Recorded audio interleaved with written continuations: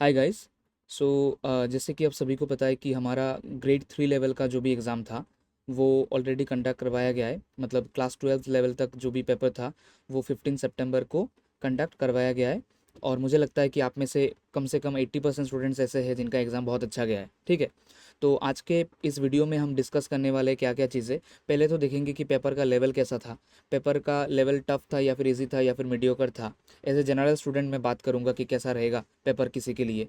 मतलब ऐसा नहीं है कि आप बहुत अच्छे से पढ़ाई करके गए। मुझे बस मतलब ऐसा मैं सोचूंगा कि आपने बस एग्ज़ाम से 7-8 दिन पहले पढ़ाई किया है और वहाँ से आप एग्ज़ाम जाके दे के आए तो आपका पेपर कैसा रहना चाहिए। ठीक है, एक स्टूडेंट के व्यू से। ठीक है। उसके बाद ग्रेड 4 लेवल का जो एग्ज़ाम आने वाला है या फिर ग्रेड 3 का जो 29 सितंबर को जो एग्ज़ाम पेपर है उसके लिए क्या स्ट्रेटेजी रहना चाहिए। क्या उस पेपर का क्वेश्चन पेपर ज़्यादा टफ रहेगा या फिर ईजी रहेगा, उसको लेके भी बात करेंगे। और कैसे कैसे चीज़ों से आप अपना निगेटिव मार्किंग जो भी है वो अवॉइड कर सकते हैं आगे के एग्ज़ाम में, वो भी जाके बात करेंगे। ठीक है। तो ग्रेड 3 का HS लेवल का पेपर का एनालिसिस करेंगे एक तरफ से आज। ठीक है। तो पहले तो मैं बता देना चाहता हूँ कि ग्रेड 4 के लिए हमारा online and offline capsule course वो लॉन्च कर दिया गया है कल। वो 20 सितंबर से स्टार्ट हो रहा है। ऑनलाइन में भी अवेलेबल है एंड ऑफलाइन में भी सिलचर में अवेलेबल है कोर्स। तो ऑनलाइन कोर्स का प्राइस है 1499 एंड ऑफलाइन का प्राइस है 1999। ठीक है। तो अगर आप चाहते हो कि इस बैच को ज्वाइन करना है आपको, ये कैप्सूल कोर्स रहेगा पूरा हर एक सब्जेक्ट के लिए 30 डेज का crash course along with study materials, mock test and आपको कैसे पढ़ना है डेली बेसिस पे, वो सभी चीज़ें हम इस पे डिस्कस करेंगे। अदर देन दिस आपका जो ग्रेड 4 का कंप्लीट रिकॉर्डेड क्लासेस भी अवेलेबल है मॉक टेस्ट के साथ हमारे पास। और मॉक टेस्ट पेपर का सोल्यूशन ऐसा 16 मॉक टेस्ट विद सोल्यूशन वो भी हमारे पास अवेलेबल है। अगर आपको चाहिए तो वो आप ले सकते हो। ठीक है। अगर मॉक टेस्ट का बात किया तो मैं एक चीज़ बताना चाहता हूँ कि हमारा जो 16 पेपर का जो मॉक टेस्ट का जो मतलब PDF था या फिर जो भी फाइल था, that is very very important for each and every one, क्योंकि वहाँ से बहुत सारे क्वेश्चन ऐसे डायरेक्टली आए हैं। ठीक है। और जितने भी क्वेश्चन बने हैं इस बार ग्रेड 3 लेवल में, तो ग्रेड 3 का जो मॉक टेस्ट के पेपर्स जितने भी थे उनमें से मतलब 90% ऐसे सवाल थे जो मतलब किसी ना किसी तरीके से क्वेश्चन पेपर से मॉक टेस्ट से डायरेक्टली आ चुके हैं। इवन जीके के भी कुछ क्वेश्चंस डायरेक्टली उधर से ही आए हैं। ठीक है। तो अगर आप ग्रेड 4 के लिए प्रिपरेशन कर रहे हो, अगर आप दोगे 29 सितंबर वाला एग्जाम या फिर ग्रेड 4 लेवल का एग्जाम, तो ये जो है आप ये जो मॉक टेस्ट पेपर्स है ये आप ले लेना विद सोल्यूशंस ये है। और इसका प्राइस सिर्फ 299 रुपीज़ है। ठीक है। तो आप जाके ले लो। मतलब आगे जाके इसका प्राइस थोड़ा हम बढ़ा भी देंगे। ठीक है। नेक्स्ट, अगर आपका ग्रेड 3 लेवल का अगर पेपर आप अभी एनालिसिस करने के लिए बोला जाए मुझे, तो मैं बताऊंगा कि ग्रेड 3 का जो लेवल था वो बहुत ही इजी था। मतलब जितना पेपर का लेवल होना चाहिए था वैसा हुआ नहीं है। और कम से कम मैं इतना कह सकता हूँ कि शायद इस वजह से हमारा आसाम से जितने भी स्टूडेंट्स होते हैं ना, उनका आगे जाके जो सेंट्रल लेवल के जो एग्जाम्स है जैसे कि SSC पेपर हो गया, रेलवे का एग्जाम हो गया, वो उनको टफ लगता है, मतलब क्रैक करने में टफ लगता है। क्योंकि ये जो ग्रेड 3 का लेवल था पेपर था, ये देख के कोई बोल नहीं सकेगा बाहर के स्टूडेंट्स की ये कोई मतलब 12 लेवल तक का एग्जाम है। ऐसा ऐसा क्वेश्चंस आया है, कुछ तो क्वेश्चंस 3-4 लेवल के क्वेश्चंस भी आए हैं। ठीक है। मैथ्स में बता रहा हूँ मैं। ठीक है। तो मैथ्स सभी लोग सोचते हैं कि मैथ्स थोड़ा टफ है, मैथ्स टफ आता है, लेकिन इस बार का जो क्वेश्चन था वो मतलब एकदम मुंह के सामने लड्डू रखने वाला क्वेश्चन। ठीक है। तो अगर किसी ने ऐसा भी स्टूडेंट अगर कोई है जिसने मतलब एक साल अच्छे से पढ़ाई करके गया, तो उसका सिलेक्शन इस बार किसी तरीके से रुक नहीं सकता। मतलब सिलेक्शन इन द सेंस कि एटलीस्ट जाके वो इंटरव्यू राउंड में बैठेगा। ठीक है। अब अभी इंटरव्यू में जाके उसको क्या पूछेगा, वो कैसे आंसर करेगा, वो तो अलग बात है। ठीक है। लेकिन इंटरव्यू में जाना उसका मतलब कोई रुक नहीं सकता अगर उसने अच्छे से एक साल भी पढ़ाई करके गया। और इवन मैंने भी मतलब एग्जाम दिया है, मैंने ये पेपर दिया है एंड मुझे जितना लगता है कि मैंने मतलब 150 में से 135 अटेम्प्ट किया है। ठीक है। तो बात ये है कि मेरा कुछ जीके के क्वेश्चंस कुछ मतलब थोड़ा फंस चुका था मैं उधर पे, लेकिन जो रीजनिंग था, मैथ्स था, इंग्लिश था, वो मुझे एकदम से एक भी क्वेश्चन ऐसा नहीं लगा कि थोड़ा टफ है। ठीक है।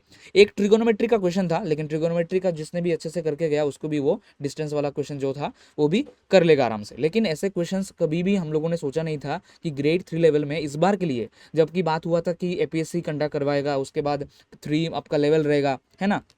पहले प्रीलिम्स होगा, उसके बाद मेंस होगा, उसके बाद इंटरव्यू होगा। वो सब देखते हुए जो पेपर मिला है हमको, वो मतलब एक तरफ से बहुत बड़ा एक गिफ्ट है सभी के लिए। तो अगर आपका पेपर अच्छा गया है, अगर आपको मतलब कट ऑफ अगर कहोगे कोई मतलब मुझे कट ऑफ क्या रहेगा, तो जनरल कैंडिडेट के लिए अगर मैं कट ऑफ कहूँगा तो थोड़ा बढ़ सकता है, क्योंकि पेपर काफ़ी ईजी था और बहुत सारे स्टूडेंट्स थे। तो ऐसा नहीं है कि सभी का एग्जाम खराब गया है। तो ऐसे ऐसे क्वेश्चन ऐसे ऐसे स्टूडेंट्स तो मिल ही जाएंगे जिनका पेपर मतलब अच्छा ही गया है। तो अगर पकड़ सकते हो कि अगर 14 लाख स्टूडेंट्स ने अप्लाई किया है, उनमें से लगभग 11 लाख स्टूडेंट्स ने ये एग्जाम दिया है, तो पकड़ सकते हो कि उनमें से मतलब 1 लाख या फिर 1.5 लाख को ही सिलेक्ट किया जाएगा, है ना। तो कट ऑफ जो है वो लगभग ऐसा रहेगा 120 प्लस रह सकता है कट ऑफ। ठीक है। जनरल कैटेगरी के लिए 120, 125, ठीक है, उतना जा सकता है, जाएगा ही, मतलब जा सकता है नहीं, जाएगा ही, ठीक है। बाकियों के लिए भी थोड़ा ऊपर नीचे रहेगा, लेकिन जनरल के लिए कट ऑफ 125, 120, 125, 130 तक जाएगा, ठीक है। Next, where there repeated questions, तो जी हाँ, मैंने चेकआउट किया है प्रीवियस ईयर के जो क्वेश्चंस थे उसको मैंने चेकआउट करके देखा कि पहले जो क्वेश्चंस आए थे उनमें से डायरेक्टली क्वेश्चंस बहुत सारे रिपीट हुए हैं मैथमेटिक्स में, रीजनिंग में, मतलब direct in the sense Ram का नाम अभी शाम आएगा तो वो भी तो सेम है ना, तो वैसे क्वेश्चंस बहुत आए हैं जो प्रीवियस ईयर क्वेश्चन है। तो इससे आप सीख सकते हो कि ग्रेड 4 का पेपर अगर दे रहे हो तो आपके पास एटलीस्ट आपको सारे के सारे, मतलब ग्रेड 3 लेवल, ग्रेड 4 लेवल, सभी का आपको प्रीवियस ईयर क्वेश्चन पूरा का पूरा सब कुछ आना चाहिए। जीके, इंग्लिश, मैथ्स, रीजनिंग जो भी है सब कुछ अच्छे से आपको आना चाहिए, तब जाके आपका बहुत इधर पे बोनस पॉइंट मिल सकता है आपको, ठीक है। Next, how to focus for grade 4 level, तो ग्रेड 4 के लिए मैं 3-4 चीज़ें बताऊंगा बस।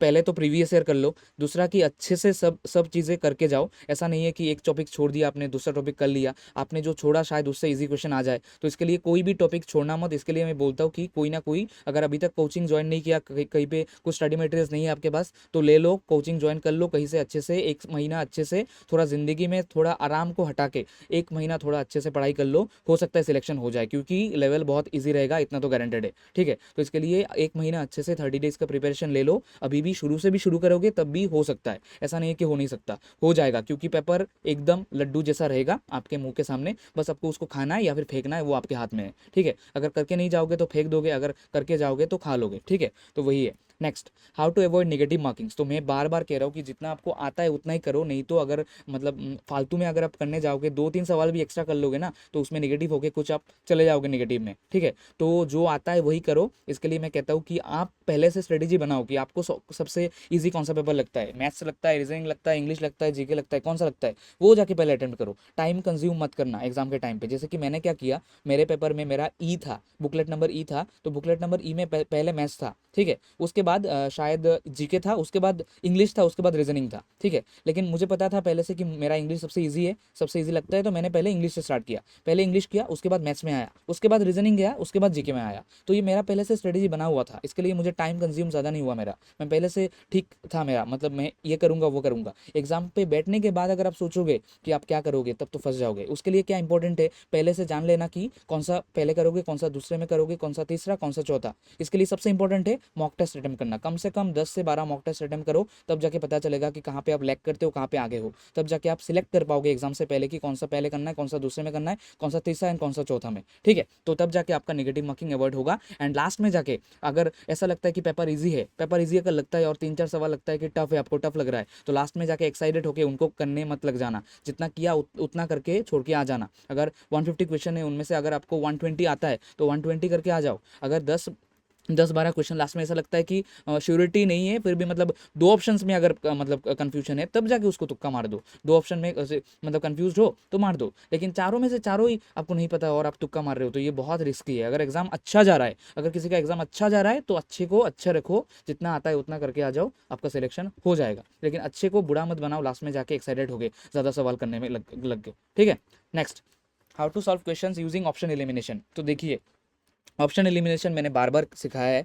इवन मेरे जो इंग्लिश के क्लास थे, मतलब मॉक टेस्ट जो भी हमारा ग्रेड 3 का बेस्ट था, उसमें मैंने इंग्लिश का क्लास जितना भी करवाया, एक भी स्टूडेंट मुझे नहीं बोल सकता कि मैंने इंग्लिश में उसको कुछ सिखाया, ठीक है। मतलब ऐसे इजी इजी क्वेश्चन आते हैं, क्या सिखाऊंगा मैं, लेकिन इतना मैंने सिखा गया, मतलब इतना मैंने सिखाया उनको कि कैसे ऑप्शन को एलिमिनेशन करना है।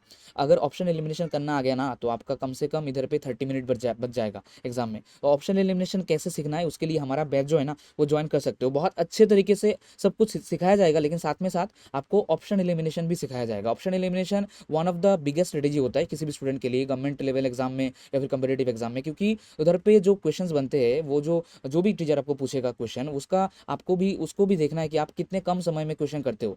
अगर आपको जाके मैं एक दिन दे दूँ ना, तो ये जो ग्रेड 3 वाला क्वेश्चन आया था, एक दिन में आप कर ही लोगे, लेकिन वही जो मैं 2 घंटे में दे रहा हूँ, तो आपको वो करने में थोड़ा स्ट्रेटेजी पहले से पता होना चाहिए। तो इसमें से सबसे जो इंपॉर्टेंट स्ट्रेटेजी एक तो है कि पहले जान लेना कि क्या करना है, क्या एक पहले करना है, क्या बाद में करना है, लेकिन उसके बाद जो सबसे ज़्यादा इंपॉर्टेंट आता है वो होता है ऑप्शन एलिमिनेशन। एक क्वेश्चन मैं आपको दिखाता हूँ, मैंने मैथ्स में वो क्वेश्चन मुझे करने में थोड़ा मतलब टाइम नहीं लगा, लेकिन मैं बस वो दिखा रहा हूँ कि कैसे वो ऑप्शन एलिमिनेशन से हो सकता था। ये एक सवाल है, इधर पे आया था, what should be the rate of interest if a certain amount of money doubles in after 12 year. तो कोई एक सर्टेन अमाउंट ऑफ मनी 12 साल बाद कितना रेट ऑफ इंटरेस्ट होने से वो डबल हो जाएगा, ठीक है। पकड़ लो कि कोई एक मतलब अमाउंट है, तुम्हारे पास 100 रुपये है, तो 100 रुपये अगर तुम कितना मतलब 100 रुपये को तुम कितने समय बाद कितने रेट ऑफ इंटरेस्ट में 12 साल बाद वो डबल हो जाएगा, यानी 200 बन जाएगा, वो बस सवाल आया था, लल्लू सा सवाल आया था, ठीक है। मतलब पूछा गया कि मेरे पास अगर 100 रुपये है तो 12 साल बाद वो 200 में हो जाएगा, लेकिन कितने इंटरेस्ट देने से, मतलब हर साल कितना इंटरेस्ट में दूँ तब जाके वो 12 साल बाद वो 200 हो जाएगा। तो देखिए इधर पे एक ऑप्शन था, इधर पे पहला ऑप्शन 8 होल 1/3। अगर 8 होल 1/3 को आप देखोगे, इसको थोड़ा साइड में रख देते हैं, 8 होल 1/4 और 8 होल ये दोनों सेम हो गया ना, 8 होल 1/4 1/4। एक आया था 8 होल 1/3, एक आया था 8 होल 9 होल 1/3।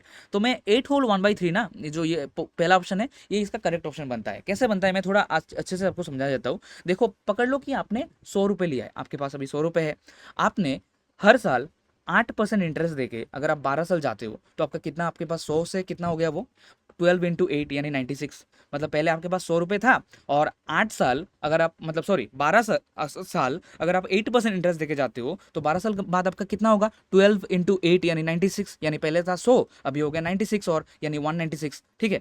अभी 200 नहीं हुआ, लेकिन अभी 1/3 जो बचा हुआ है ना, वो 1/3 को तुम 12 के साथ अगर डिवाइड करोगे तुम देखोगे उधर पे 4 निकलता है। तो पहले का हमारा था 196 और अभी हमारा निकल रहा है 1/3 का और 4, तो 196 + 4 = 200। यानी अगर हम 8 होल 1/3% इंटरेस्ट देके अगर हम 12 साल तक चले तो कोई भी अमाउंट हमारा वो अगर अभी 100 है तो 12 साल बाद वो डबल हो जाएगा। तो ये एकदम इजी क्वेश्चन था, जिनको पहले से कुछ भी नहीं आता, कुछ भी इसका मतलब ये कंपाउंड इंटरेस्ट सिंपल इंटरेस्ट का कोई भी उसको कुछ भी नहीं आता, फिर भी वो जाके ऑप्शनल एलिमिनेशन करके थोड़ा दिमाग लगा के, थोड़ा सा दिमाग लगा के वो आसानी से वो कर सकता है, ठीक है। तो इसलिए ऑप्शनल एलिमिनेशन जानना बहुत ही ज़्यादा इंपॉर्टेंट है, ठीक है। नेक्स्ट और कुछ है नहीं, बस इतना ही कहना है कि अगर बैच ज्वाइन करना है तो करो, कर लो, जल्दी से कर लो। 20 तारीख से स्टार्ट हो रहा है ऑफलाइन ऑनलाइन बैच दोनों। एंड साथ ही साथ बेस्ट ऑफ लक, ग्रेड 4 का एग्जाम अच्छे से देना। ग्रेड 4 के लिए क्या क्या जीके के लिए कर सकते हैं हम, वो जल्दी से मैं बताऊंगा यूट्यूब चैनल पे, इसलिए चैनल को भी सब्सक्राइब कर देना, वीडियो को एक बार लाइक करना और वीडियो को एक बार शेयर भी कर देना। Thank you.